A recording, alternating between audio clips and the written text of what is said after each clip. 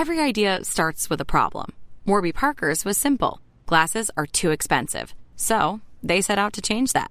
By designing glasses in-house and selling directly to customers, they're able to offer prescription eyewear that's expertly crafted and unexpectedly affordable. Warby Parker glasses are made from premium materials like impact-resistant polycarbonate and custom acetate. And they start at just $95, including prescription lenses. Get glasses made from the good stuff. Stop by a Warby Parker store near you. Bonjour, ici Patrick Pierrat, éditeur d'InfoBref. Voici l'essentiel des nouvelles en ce mardi 24 mars. 2 pilotes sont morts dans une collision à l'aéroport LaGuardia de New York. Un avion du transporteur de Halifax Jazz Aviation, sous la marque Air Canada Express, et en provenance de Montréal, est entré en collision tard dimanche soir avec un camion de pompiers lors de son atterrissage à LaGuardia. Le camion de pompiers avait été autorisé à traverser la piste d'atterrissage par un contrôleur aérien qui a ensuite tenté en vain de l'arrêter. Les 2 pilotes, dont un Québécois de 30 ans, sont morts dans l'accident. Une quarantaine de passagers et membres d'équipage ont été blessés. Une trentaine d'entre eux avaient pu quitter l'hôpital hier. Le Parti conservateur du Québec va bientôt être représenté à l'Assemblée nationale. Le chef conservateur Éric Duhaime doit annoncer ce matin le nom d'un élu indépendant qui a accepté de rejoindre son parti.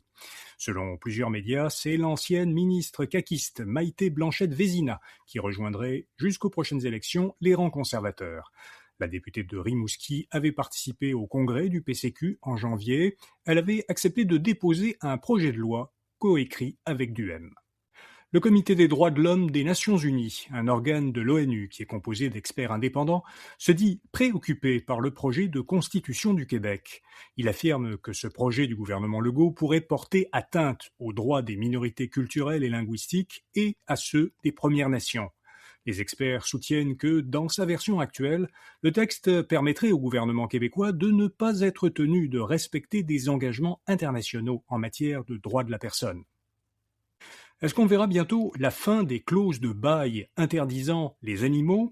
Dans une récente décision judiciaire, le tribunal administratif du logement a conclu qu'une clause de bail interdisant la présence d'animaux dans un logement portait atteinte à la Charte des droits et libertés.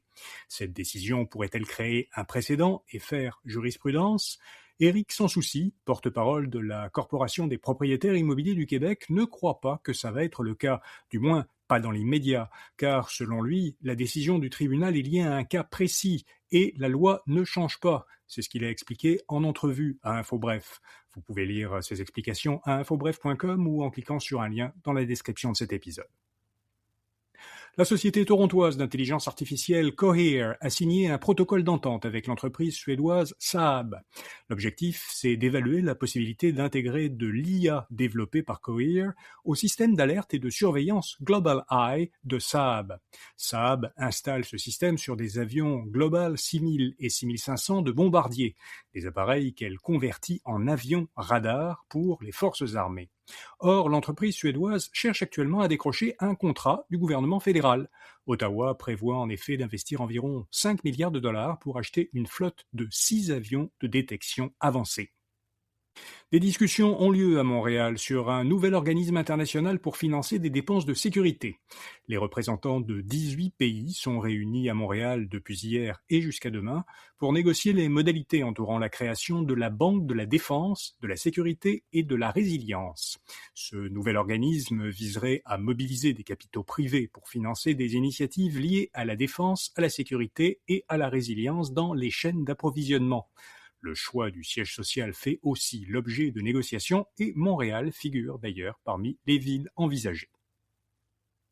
Elon Musk a un colossal projet de fabrication de puces pour l'IA.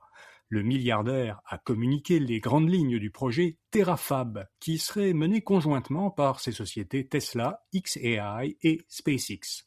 Terafab vise à construire au Texas une méga-usine de semi-conducteurs pour l'intelligence artificielle.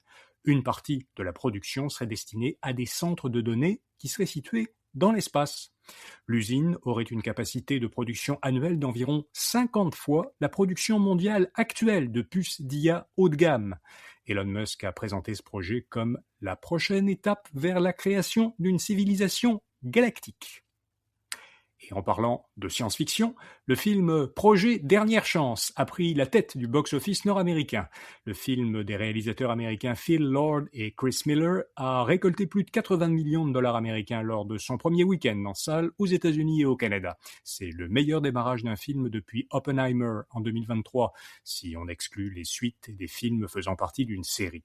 Projet Dernière Chance met en scène l'acteur canadien Ryan Gosling dans le rôle d'un professeur de sciences envoyé dans l'espace pour sauver l'humanité qui est menacée par l'extinction du Soleil. Voilà, vous savez l'essentiel. Tout de suite après ce bulletin de nouvelles matinales, dans le flux du balado Info Bref Actualité et Affaires, vous trouverez un épisode Éclairage Affaires. J'y discute avec Alexandre Vézina pendant une quinzaine de minutes de tendances intéressantes dans le commerce d'alimentation. D'un côté, la forte croissance du commerce en ligne et de la livraison à domicile, et de l'autre, l'émergence de nouveaux joueurs, des magasins physiques qui se positionnent sur les aliments à très bas prix. Un épisode à écouter pour en savoir plus sur cette guerre des épiceries. Bonne journée et à demain matin. There's one place for the newest drops in wellness and performance, and the biggest sale of the year. It's The Drop by GNC, curating the best of what's new, handpicked by the pros who know what works. And right now, get it all, buy one, get one 50% off during the semi-annual Live Well sale. From crushing workouts to leveling up your nutrition and everything in between, get the best deals on the latest innovations. All the newness is all on sale right now during the Live Well sale on The Drop by GNC.